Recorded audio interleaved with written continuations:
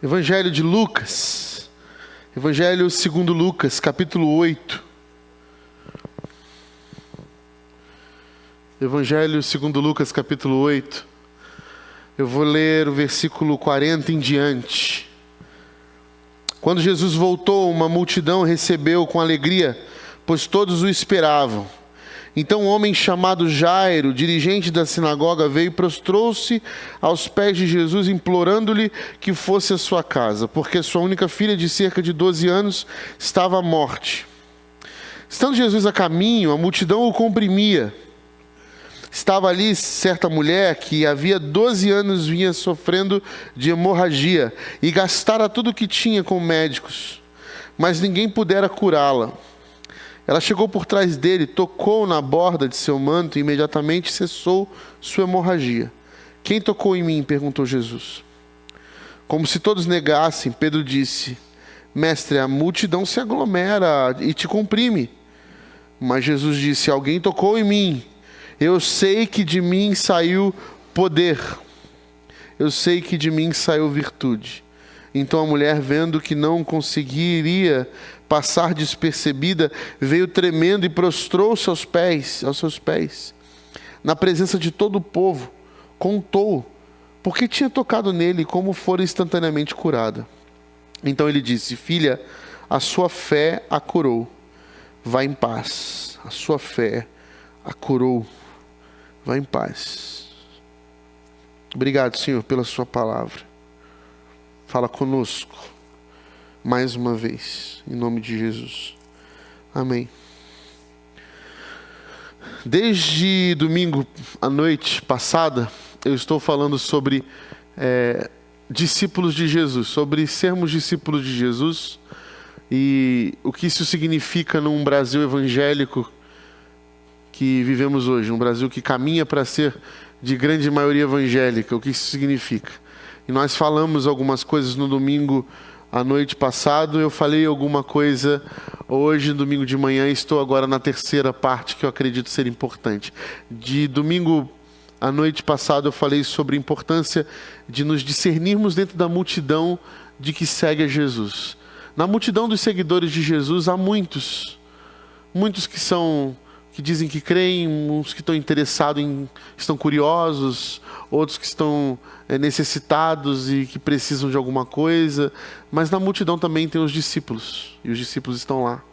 E esses discípulos têm responsabilidades, e a gente falou um pouco sobre isso. Hoje de manhã falei da importância de se reconhecer discípulo de Jesus com a fé que Jesus professava. A fé em Jesus é uma fé que não simpatiza com o discurso de ódio. É uma fé que tem um discurso amoroso. E é importante sabermos os limites para que a nossa fé não se torne uma fé líquida. E o que isso significa? Uma fé customizada. Uma fé que eu mexo nela da forma que eu quiser para satisfazer ou legitimar os meus ódios, os meus preconceitos, as minhas vontades. E eu acabo criando uma fé, criando um Deus a partir daquilo que eu penso, daquilo que eu tenho como opinião pessoal e não aquilo que o Evangelho revela para nós. Os discípulos de Jesus precisam ter esse cuidado. Se nós somos discípulos de Jesus, nós nos reconhecemos, nós somos identificados por um discurso de amor. E esse discurso de amor, ele é duro. Por quê? Porque não há exceção. Nós amamos e devemos amar a todos. Não há exceção. É assim que aprendemos com a palavra. Jesus, no seu evangelho, é pródigo em dizer: ame uns aos outros. Ame o teu próximo. Ame em todo tempo, ame. E ele não estabelece condições, parâmetros, perfis. Ele apenas diz: vocês precisam amar. Não pedi que vocês julgassem ninguém, não pedi que vocês agissem como juízes de seus irmãos, pedi que vocês amassem, e porque é assim que serão reconhecidos meus discípulos. E agora à noite eu falo sobre quem são esses discípulos de Jesus que carregam essa bandeira do amor, que carregam essa responsabilidade que se difere da multidão e que tem uma diferença na sua fé essencial para se reconhecer discípulo de Jesus? Pois bem, são 3 os grandes alicerces de qualquer experiência religiosa. Qualquer um. Em primeiro lugar, uma pessoa que diz que tem uma religião, ela ao mesmo tempo que diz que eu tenho uma religião, ela está dizendo que automaticamente acredita em algumas coisas e não acredita em outras. Certo? Por exemplo, as minhas doutrinas. Eu, quando digo que sou cristão, eu automaticamente estou dizendo que eu creio em Deus e que conforme a minha fé, Deus é a unidade de 3 pessoas que convivem desde a eternidade. E essas 3 pessoas são o Pai, o Filho e o Espírito Santo. Essas 3 pessoas são um só Deus e não um monte de Deus. Nós não somos politeístas, nós somos monoteístas. Se eu sou islâmico, eu já não creio nisso. Se eu sou judeu, eu também já não creio nisso. Então, quando eu digo que eu sou cristão, eu digo também que creio, por exemplo, na ressurreição de Jesus Cristo. Sua ressurreição física, visível.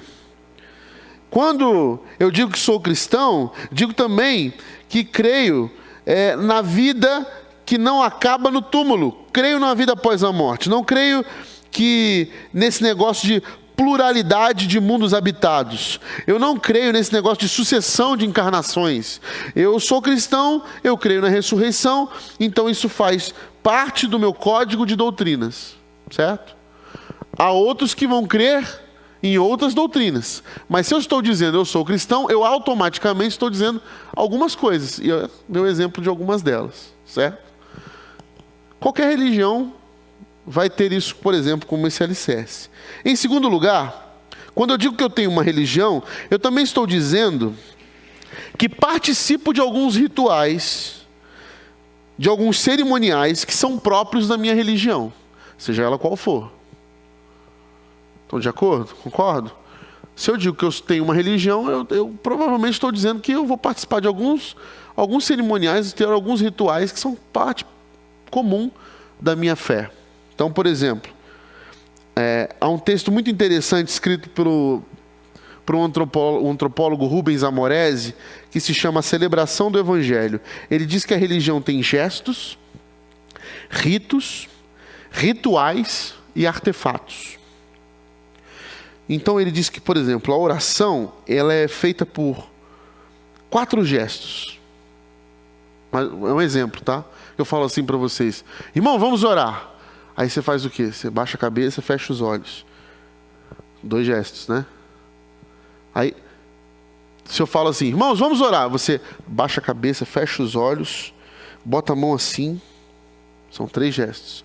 Eu falo assim, irmãos, vamos orar. Você baixa a cabeça, fecha os olhos, bota a mão assim, fica em pé. São 4 gestos, eu tenho um rito. Então ele vai dizer que sim, 4 gestos formam um rito. Estou dando um exemplo bem simples aqui para a gente entender. Então, dentro dos nossos cerimoniais, há gestos, e esses gestos formam um rito. Se automaticamente, quando falo alguma coisa para você, você já tem certas atitudes, porque isso faz parte, é um rito. As pessoas, por exemplo, que não conhecem, que não fazem parte, sentam aqui, vamos conhecer como é que a Igreja Batista senta aqui, ela provavelmente vai estar de olho nas pessoas que já estão aqui há algum tempo. Então, por exemplo, a gente vai falar, vamos cantar. As pessoas já vão imaginar que eu vou ficar de pé, vou cantar, eu canto aquela canção. Algumas vão levantar as mãos, outras não, outras vão fechar os olhos, vão cantar aquilo. São formados assim os nossos ritos dentro de um cerimonial. Então, nós temos o rito da oração, o rito da consagração, certo? Às vezes a gente vem aqui e traz um neném aqui na frente e o consagra. O que isso quer dizer? Consagrar quer dizer que nós estamos elevando ele ao âmbito celestial e os anjos o pegaram e sua alma está guardada. Não, consagração é dizendo assim, que nós estamos aqui dizendo que essa comunidade se torna responsável também pela educação religiosa e fé daquela criança. Ou seja, nós como comunidade vemos essa criança como nossa criança e nós queremos ajudá-la no caminho da fé cristã. Então isso é uma consagração, estou consagrando. O casamento, por exemplo, há um momento de consagração entre que os noivos, depois de trocarem os seus votos, promessa, nós oramos com os familiares, impondo as mãos sobre eles e consagrando aquele casal para uma vida aos pés de Cristo. Então, ao rito da consagração, ao rito da proclamação, né? Antigamente nas igrejas tinha muito isso. Eu vou falar para você que eu sinto falta um pouco disso, tá? Eu me converti em igreja muito tradicional, muito conservadora, e às vezes alguns ritos me fazem falta. Eu lembro uma vez que na igreja onde eu frequentava havia leitura responsiva da palavra de Deus. Então vinha um irmão convidado, ele vinha aqui à frente, não sei se os irmãos vão se identificar com isso aí, e ele fazia uma leitura alternada dos versículos, né? Estou vendo que alguns irmãos aí já fizeram isso. E aí a gente lia, ele lia, os irmãos liam, aí acompanhavam. Né? Eu sinto falta, eu achava bonito a gente se recitar um salmo, a comunidade toda. Vou falar com o Fábio, se ele aderir, a gente faz de vez em quando aqui também. Não conta nada para ele ainda não, tá bom? Mas eu achava bonito a igreja lendo salmos junto, provérbios junto, alternadamente. Isso era um rito de proclamação. Era um rito que faz parte da nossa tradição cristã. A gente tem também um ritual chamado culto, que é isso que nós estamos vivendo aqui, né? Que a gente chama de celebração também. Celebração, culto. Esse encontro que a gente tem um conjunto de atividades aqui. Nós falamos sobre a agenda da igreja, nós ofertamos, nós partilhamos oração, nós lemos a palavra, nós somos ensinados, somos ministrados e tudo mais. Isso é um cerimonial, é um ritual, né? Então, esse ritual, dentro desse ritual, nós temos muitos ritos. Então, esse é um alicerce, esse também é um dos alicerces, quando eu digo que eu tenho uma religião, um dos alicerces da religião também é esse conjunto de rituais, né? Em terceiro lugar, a pessoa que diz que tem uma religião, ela está dizendo que tenho algumas coisas que o meu Deus, seja lá qual ele for, o seu Deus, diz que são certas, e tem coisas que o meu Deus diz que são erradas. Então, se eu estou dizendo que eu tenho uma religião, automaticamente também estou dizendo que existe um código de conduta moral aí, e ética, para eu poder entender como é que funciona isso, porque eu vou fazer parte disso. Então, algumas religiões vão dizer que existe um código aqui algumas religiões, por exemplo, não permitem que homens e mulheres sentem do mesmo lado da congregação. Tem que ser mulher de um lado, homem do outro. Outros vão dizer que as mulheres precisam todas ir de saia para a igreja, não pode usar calça. Outros vão dizer que o homem não pode usar bermuda. Outros vão dizer que mulher não pode usar maquiagem nem brinco. Outras religiões vão dizer que esse código de conduta que está errado, fazer tatuagem, fazer piercing. Há toda uma questão de usos e costumes que envolve. Outros vão dizer que não, que o importante é você estar aqui como deve estar. Mas até nessas há um código de conduta moral que diz o que? Olha, não é bom que você seja fale palavrão, por exemplo. Palavras torpes são coisas feias. Então isso é errado, você não deve fazer isso. Deus não se agrada disso. Deus não se agrada da mentira. Deus não se agrada do jeitinho brasileiro. E aí por aí vai. Coisas que Deus se agrada e coisas que Deus não se agrada. Dependendo da religião, você vai ter algumas coisas que nós podemos considerar besteira e outras coisas que nós vamos considerar que são sérias, que devemos ver e simpatizamos, às vezes outras não. Enfim, são esses 3 alicerces que vão formar qualquer experiência religiosa que a gente vê por aí. Nós vamos ter sempre a base desses 3 alicerces. Algumas coisas que o meu Deus, por exemplo, coíbe, proíbe e até mesmo pune porque fizemos coisas erradas, e outras coisas que o meu Deus diz que são certas e que inclusive Ele encoraja, estimula e que faz com que as coisas que nós fazemos continuem sendo certas. Ele abençoa para isso. Então, quem diz que tem uma religião está dizendo 3 coisas praticamente e automaticamente. Primeiro, eu tenho minhas crenças. Segundo, eu tenho os meus rituais. E terceiro, eu tenho o meu código de conduta, de comportamento moral. Nós cristãos temos tudo isso. Dei alguns exemplos aqui, por exemplo. Muito embora, no meu entendimento, das religiões que existem no mundo, o cristianismo em tese, ou seja, em teoria, é a que menos está presa em crenças, rituais e códigos morais. Que menos está fixada nisso. Por exemplo, o que nós cremos? Você acha que uma pessoa, dentro da nossa fé cristã, para invocar a Deus, ela tem que saber exatamente no que ela crê?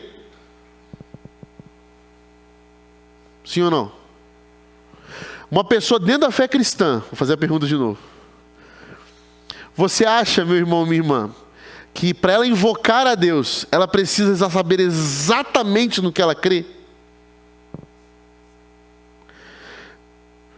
Vou dar mais exemplos para facilitar.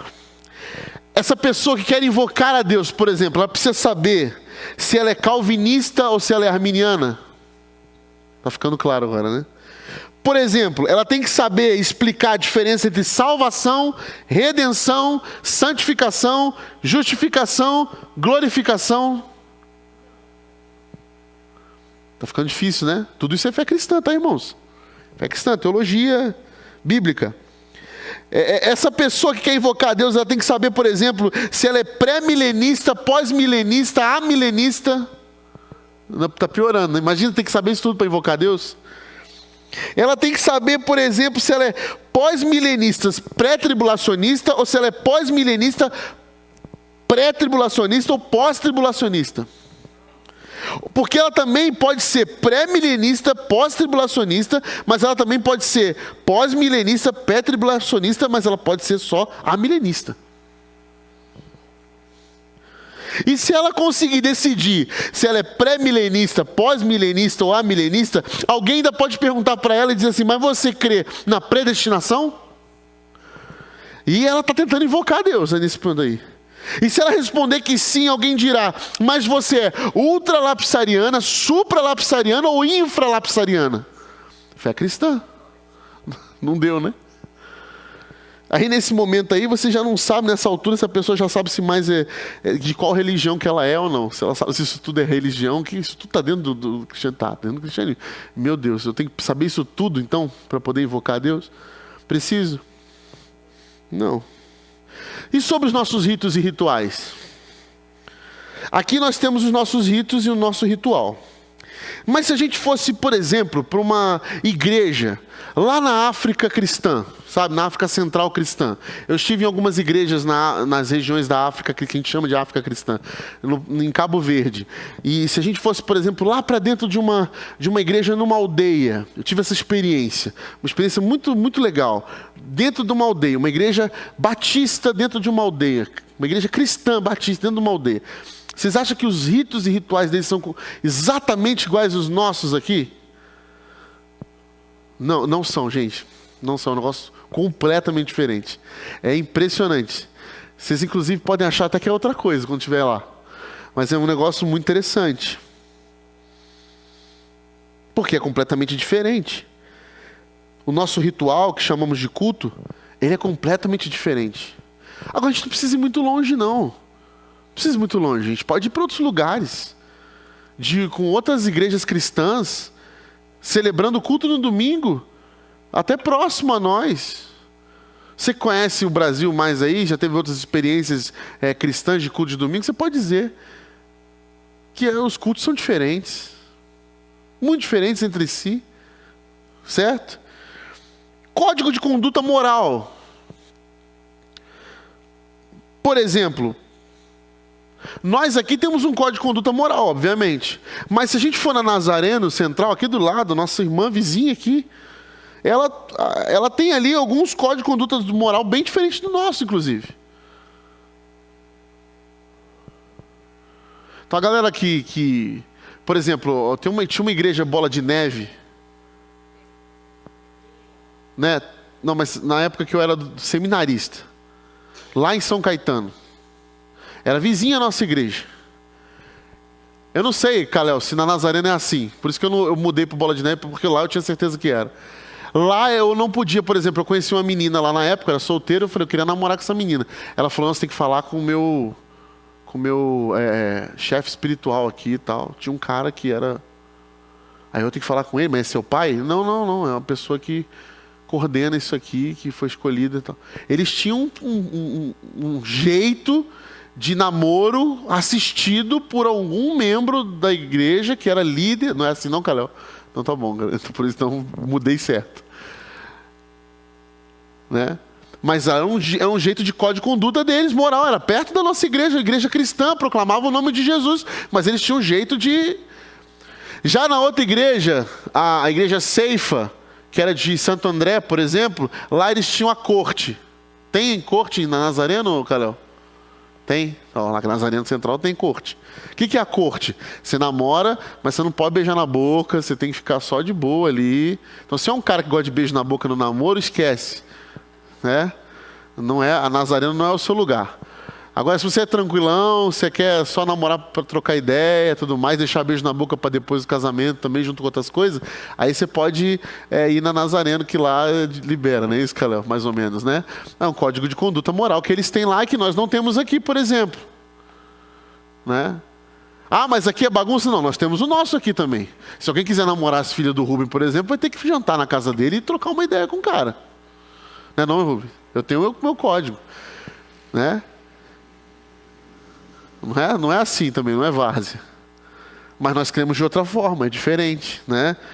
E isso eu estou falando de uma coisa simples, mas há outras, milhares que nós vamos falar aqui citando. Então, são igrejas cristãs com códigos completamente diferentes entre si, inclusive na mesma cidade. Por isso que eu digo que, em tese, nós somos a religião que menos se apega a esses 3 alicerces.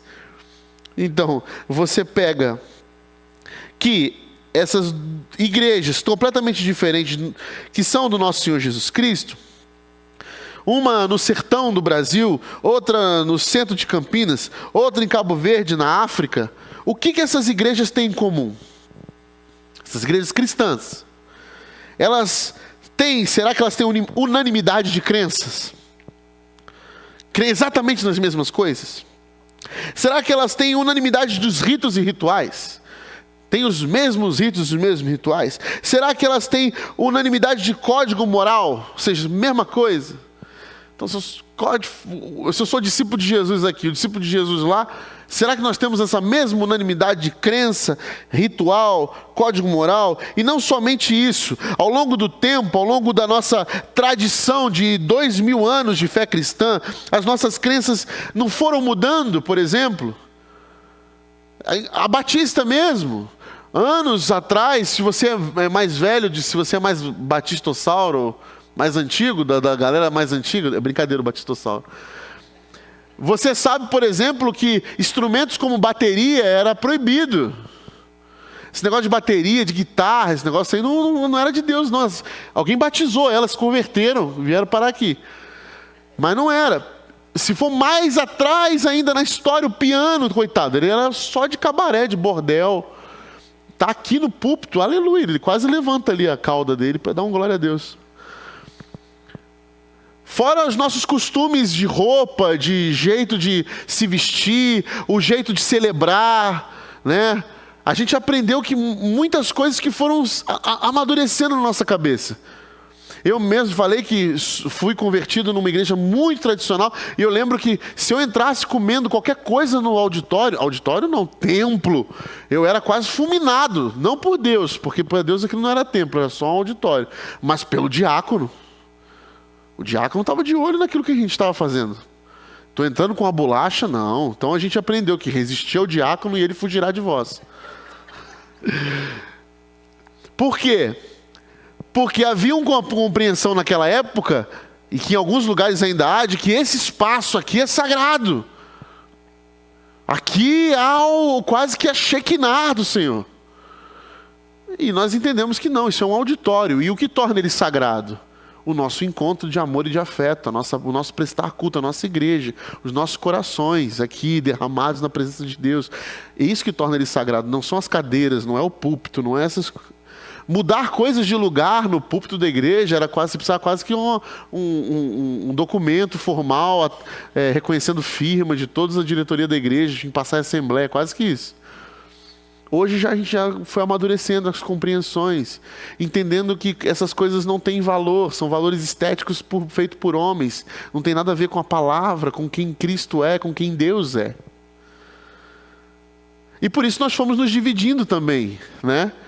Entre batistas, presbiterianos, metodistas, anglicanos, cada um considerando alguma coisa mais do que outras, outros pensando mais numa aqui, não, eu acho que isso aqui tem mais valor. Então nós fomos nos separando, nos dividindo de acordo com essas crenças. Mas todos somos igreja de nosso Senhor Jesus Cristo. Porque esses debates da história, na igreja, foram até condenando determinadas afirmações doutrinárias que nós tivemos no passado e categorizando elas como heresias. Coisas que falamos no passado e que hoje são verdadeiras heresias, porque amadurecemos. E nós fomos compreendendo melhor e afirmando melhor nossas convicções doutrinárias. E nos distinguindo. E fomos também ao longo dos anos, dadas as regiões espalhadas do nosso mundo, as igrejas foram desenvolvendo seus próprios rituais, sua própria forma de celebrar, suas expressões comportamentais, sua ética aceitável, a própria sua experiência de fé. E o que isso tudo tem a ver com o que a gente está dizendo aqui nesse texto aqui que a gente acabou de ler? Bom, aqui, por exemplo, nesse texto que nós lemos, existe uma grande questão religiosa envolvida. Porque Jesus é judeu,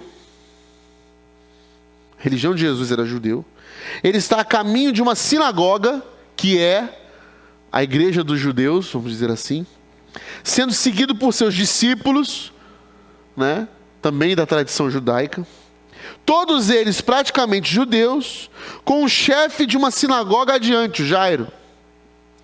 A multidão está tentando chegar em Jesus e há uma mulher com fluxo hemorrágico, e essa mulher com fluxo hemorrágico já havia 12 anos, estava impura. O que isso significa, meus irmãos? A lei de Moisés dizia que uma mulher no seu período de fluxo, o que é o período de fluxo? No período da menstruação da mulher, ela estaria cerimonialmente impura. Impura por 7 dias. No 7º dia, a lei de Moisés, está na nossa Bíblia aqui, depois se você quiser ler, lá Levítico, Deuteronômio, você pode achar isso aqui. A lei de Moisés dizia o quê? Que no 7º dia, ela deveria praticar o ritual de purificação, para que pudesse voltar ao convívio normal das pessoas. Coitadas das mulheres, né, irmão? Durante os 7 dias do seu fluxo de sangue, da sua menstruação, essa mulher não poderia tocar em ninguém. E nem ser tocada. Qualquer pessoa que essa mulher tocasse, ou qualquer pessoa que tocasse nela, estaria impura. Cerimonialmente impuro. Tá bom? E aí teria que passar por um período de 24 horas para deixar de ser impura. Eu vou falar para vocês, mulheres, vocês são heroínas, viu? Caramba. Se essa mulher tocasse numa cadeira, a cadeira estaria impura. Não é brincadeira, tá? Isso é a lei. Sentou aqui uma mulher impura, cadeira impura. Se você veio aqui e sentou depois, você está impura, a cadeira está impura. E qualquer que sentasse na cadeira ficaria impuro e teria que passar pelo ritual de purificação para poder ser considerado cerimonialmente puro novamente e voltar ao seu convívio de todo mundo. Mas essa mulher está impura não apenas por 7 dias, ela está impura há 12 anos. E ela sabe que está impura, obviamente. Mas mesmo assim, ela se mistura com a multidão e sai em direção para tocar em Jesus. Ela deixou todo mundo impuro naquele lugar lá. A galera comprimindo lá, ela falou que eu vou tocar em Jesus e vocês vão ficar impuros. Ousada. Ela está cometendo uma transgressão gravíssima, porque ela propositadamente está na condição de impura, está indo em direção a um homem, tem isso também, para tocá-lo e vai deixá-lo impuro. Ou seja, não é de bom tom uma mulher, normalmente, tocar em homem nenhum desconhecido, na religião aqui. Mas ela vai tocar no homem, estando impura, e principalmente tocá-lo em público, que é pior ainda. Já é inconveniente que uma mulher toque em um homem em público nessa situação, quanto mais uma mulher impura. E ela vai tocar o homem e vai deixá-lo cerimonialmente impuro. E mais, eu penso que é exatamente isso que uma igreja no sertão, outra no centro de Campinas e outra no Cabo Verde tem em comum. Aí você vai falar assim: Rodrigo, você está doido? Porque se são igrejas de nosso Senhor Jesus Cristo, independentemente do seu conjunto de doutrinas, das diferenças que todas elas podem ter entre elas, nas suas comunidades, as suas declarações, as suas doutrinas de fé, independente da forma do seu rito, do nível de decibéis desse rito, do movimento, das cores, dos artefatos utilizados nesse rito, independentemente do seu código moral, do que é aceitável ou não do comportamento, essas comunidades, porque são igrejas do nosso Senhor Jesus Cristo, elas têm em comum que Jesus Cristo. E elas se reúnem, e elas proclamam, e elas invocam, e elas adoram a Jesus Cristo. E sabem que estão ao redor do Cristo ressurreto. E sabem que Jesus Cristo está vivo. E que Ele pode ser tocado, e quando Ele é tocado, elas são também tocadas e também são curadas. Porque quando Ele toca, Ele é tocado, Ele cura e Ele salva. E é isso que é ser igreja de Jesus Cristo. E é isso que essa mulher sabe, que não importa quais são os rituais, quais são as religiões, ela sabe que Ele é o Cristo. E é Ele que eu vou tocar, porque se eu tocar nele, essa minha experiência de tocar no Cristo é a única experiência que eu preciso para ser salvo e ser curado.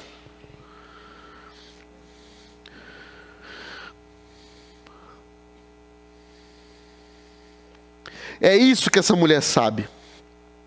Porque quando Jesus disse assim: quem me tocou? Pedro responde: quem me tocou? Um monte de gente, né, Jesus? Um monte de gente, você está no meio da multidão. Ele: não. Alguém me tocou diferente, a multidão está me esbarrando. Ou seja, existe um toque intencional, um toque diferente. Existe um jeito intencional que você vai na direção de Jesus. De que forma a gente vai ao encontro das nossas comunidades? De qualquer jeito? Às vezes vai, né? Às vezes a gente vai de qualquer jeito. Hoje eu quero encontrar Jesus na minha comunidade. Eu vou de qualquer jeito. Não, você vai esbarrar em Jesus. Você vai dar safanão em Jesus. Vai dar uma topada nele, igual a multidão. Essa mulher foi para tocar em Jesus. E quando ela toca em Jesus, Jesus falou: saiu virtude de mim. Alguém me tocou, é diferente. Esbarrar, dar encontrão é diferente. Essa mulher me tocou intencionalmente, conscientemente, tocou sabendo porque estava tocando. E esse consciente, intencional e lúcido, Jesus qualifica como toque de fé. Toque de fé. Essa mulher tocou com fé. O que ela sabia, meus irmãos e minhas irmãs?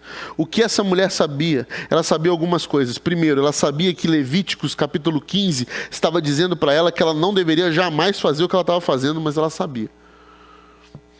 Sabia mais, inclusive. Segundo, essa mulher muito provavelmente já tinha lido Números capítulo 15 também. Porque em Números capítulo 15, Deus dá orientação a Moisés e manda que cada homem do povo, coloque nas suas vestes franjas. Franjas que trariam a lembrança da importância da fidelidade de Israel ao pacto da lei. Então, nas vestes de um judeu, há franjas. Jesus, como rabi, tinha nas suas vestes franjas. Que franjas são essas? 8 cordões, com 5 laços em cada um. Essas são as vestes do judeu da época de Jesus. Por que isso? É tudo simbólico. Os judeus, eles têm, na questão dos números e das palavras, muitos símbolos. Então, por exemplo, são 8 cordões com 5 laços. 8 mais 5, 13. 13. O nome das franjas, tzitzit, é o valor numérico da palavra tzitzit. No judaísmo é 600. 600 mais 13, 613, certo? Número dos mandamentos positivos e negativos da lei de Moisés. Por isso o pacto da lei era relembrado com essas franjas. Então esse número dos mandamentos que compõe aí o que vai se chamar no futuro de Talmud, e que na época de Jesus era lei, é o comentário rabínico da lei de Moisés. Claro que o Talmud vem depois, mas os 613 é o número dessas leis. Essa é a alegoria que se faz a compreensão dentro da cultura judaica. E terceiro, essa mulher sabia que quando ela tocar em Jesus, ela sabe mais uma coisa, que não apenas a lei de Moisés, mas também conhece os profetas. Que profetas? Eu não duvidaria se essa mulher, enquanto vai tocar Jesus, carrega na outra mão o profeta Malaquias, mais precisamente o capítulo 4, versículo 2, que diz: o sol da justiça se levantará, trazendo cura sobre suas asas. Trazendo cura sobre as suas asas. O sol da justiça se levantará e trará cura nas suas franjas. Essa é a mesma palavra para a roupa que os judeus usavam. Trazendo cura nas suas asas, nas suas franjas. Foi exatamente isso que o profeta Malaquias falou. Nas franjas de um homem em Israel haverá cura para todas as nações. Essa mulher, à semelhança do chefe da sinagoga que veio falar com Jesus, sabia que aquele homem era o sol da justiça que trazia cura em suas asas. Então Jairo fala: vem salvar minha filha. E essa mulher olha: vai, mas eu vou tocar nessas suas asas, nas suas franjas, porque eu sei que o Senhor é Jesus e traz cura. Eu sei que o Senhor é o sol da justiça que o profeta Malaquias profetizou no passado. E eu vou tocar nas suas franjas.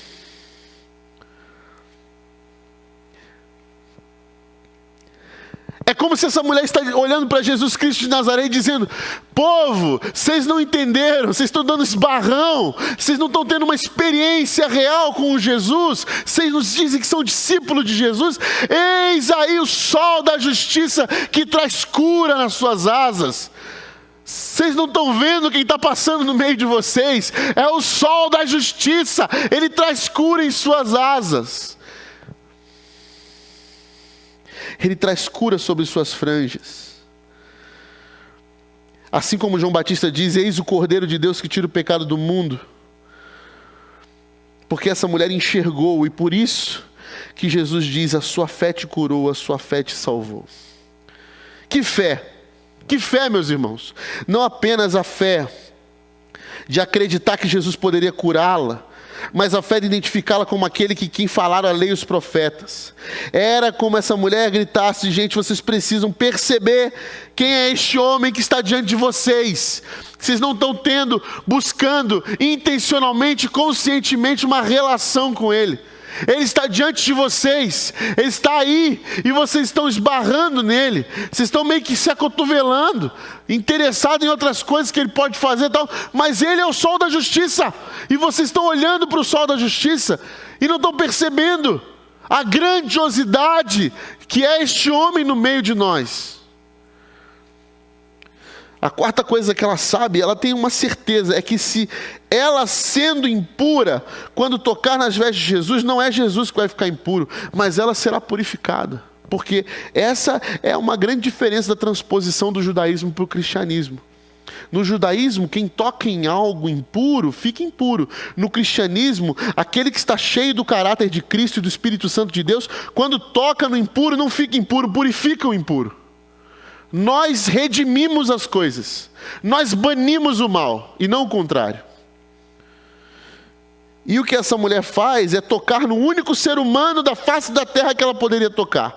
A lei estava dizendo para ela: mulher, você está no seu fluxo, não toque em ninguém, em nada, exceto no Messias. Pois eu vou tocar no Messias. É isso que essa mulher fez.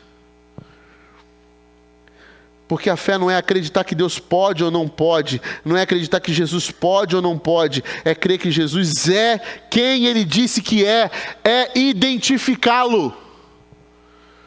Isso é fé, é olhar para Jesus de Nazaré e para Jesus pendente na cruz do Calvário e dizer assim: ó, tu és o Cristo, Filho do Deus vivo. Eu recebi revelação do Pai e eu olho na tua face e eu vejo a glória do teu Pai. Eu vejo que tu és a verdade, cheio de graça. Eu vejo que tu és o caminho, a verdade e a vida. E eu vou tocar em ti, e eu vou ser curado, e eu vou ser salvo no poderoso nome de Jesus. não é o que Jesus pode fazer por você, pode te dar, pode ser, é quem Ele é, e é quem você ou conseguir identificá-lo na sua vida e no seu caminho. Os discípulos de Jesus sabem disso, porque esse é o fundamental da nossa espiritualidade cristã. A espiritualidade cristã não é uma adesão a um conjunto de crenças, não é uma participação rotineira, automatizada de uma rotina de rituais e cerimoniais. A nossa espiritualidade cristã é uma experiência com Cristo vivo e ressurreto. É tocar nele.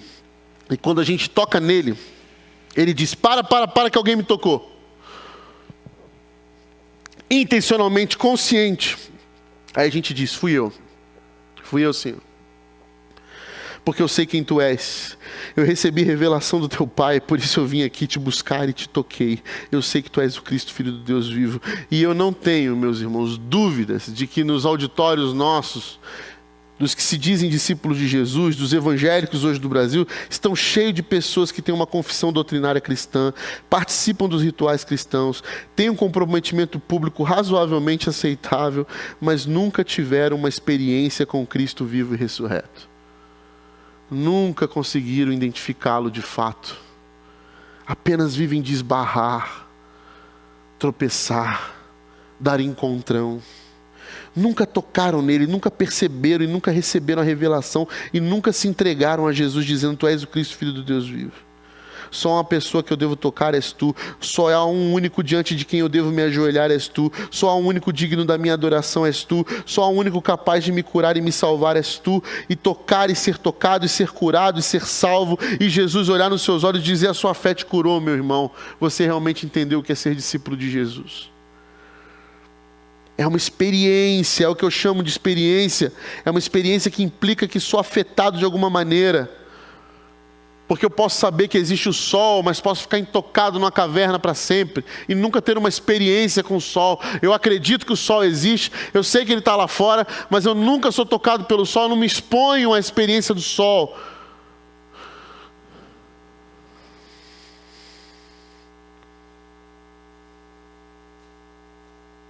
Eu posso, por exemplo, estar num casamento movido a esse tipo de relação, em que eu desenvolvo rituais mecânicos, mas não sou mais afetado, não tenho mais uma experiência profunda de amor. Eu posso estar num jantar romântico e vidrado no meu celular, eu no meu, ela no dela, e a gente não ter nenhum tipo de experiência de troca. Eu posso estar numa roda de conversa onde muita gente feliz e a minha cabeça está presa nas minhas próprias agonias e depressões, sem ser afetado pela alegria ou pelo o contágio. Eu posso vir aqui todo domingo, eu posso ser o mais frequente e nunca ter tido a experiência de tocar em Jesus Cristo de forma intencional, consciente e ser tocado de volta por Ele e ser curado. E eu disse que o cristianismo seria das experiências religiosas aquela que menos está presa a doutrinas, rituais e códigos morais.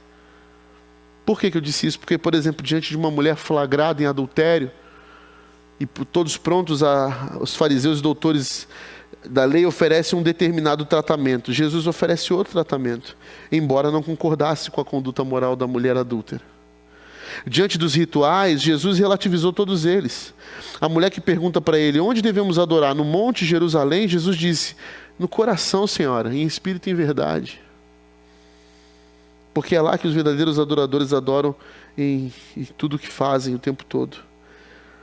E as doutrinas? Bom, Jesus diz para Pedro, o que estou fazendo agora, você não sabe, não consegue entender, mas um dia você vai saber. Não é assim, diante do lava-pés, onde a doutrina mandava fazer algo e Pedro, pronto para fazer, viu Jesus ressignificar aquele momento e dizer para ele, um dia você entende. Mas uma coisa é certa, quando alguém toca em Jesus, e Jesus disse, esse toque foi um toque de fé, ele para. Ele para a sua rota, ele muda a sua agenda, ele para. Ele para. Ele quer conhecer, ele quer olhar nos olhos. E agora, embora o nosso ritual não seja importante, ele é útil. Porque existe uma grande diferença entre dizer que não é importante e dizer que não é útil. Por isso que eu digo, Quando eu saí da minha casa hoje à noite, atravessei a cidade, vim para esse auditório, vim para me expor as canções, a palavra de Deus, fiz as minhas orações, vim tocar em Jesus porque eu sei quem Ele é, eu sei diante de quem estou me ajoelhando, eu sei para quem eu levanto minhas mãos, para quem rendo o meu louvor. A minha oração e o meu apelo é: antes de fazer qualquer coisa, meus amigos e minhas amigas, feche seus olhos e diz: Senhor Jesus, eu quero tocar em Ti.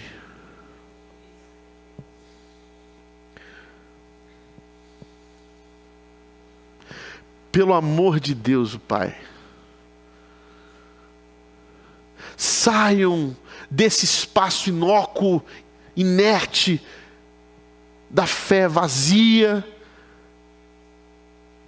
onde os discípulos de Jesus têm se metido.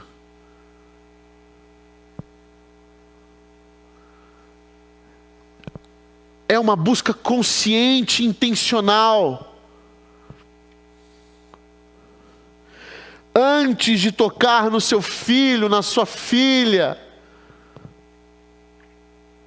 na sua esposa, antes de tocar no louvor, antes de tocar no amigo, antes de tocar no cliente, antes de tocar em sua mãe, no seu pai, toque em Jesus. E deixe ser tocado.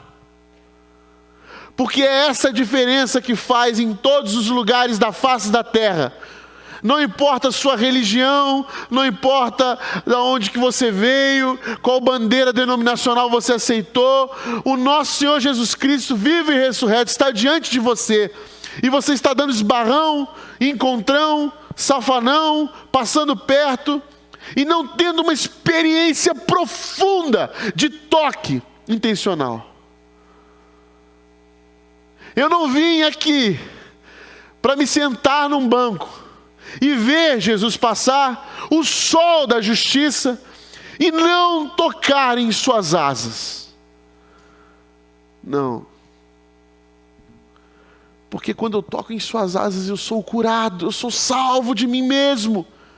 E aí sim eu posso olhar nos olhos do meu irmão, da minha irmã, da minha esposa, eu posso tocar meus filhos, porque eu fui salvo e redimido, e já não é mais o Rodrigo orgulhoso, violento, já não é mais o Rodrigo pecador, destrutivo, egoísta, já não é mais o Rodrigo desequilibrado, arrogante.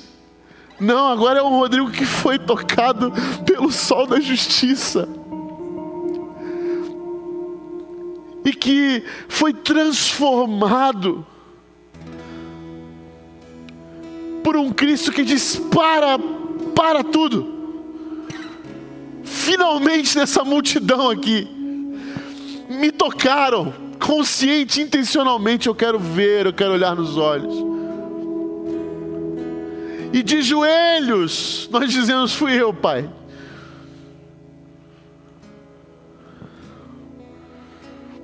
Eu estou aqui para tocar em Ti. Eu estou aqui para tocar em Ti.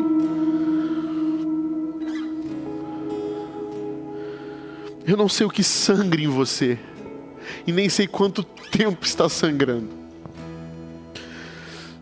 Toque em Jesus, Ele está vivo. Aí então ouviremos Jesus dizer para nós: a sua fé te curou, ela te salvou.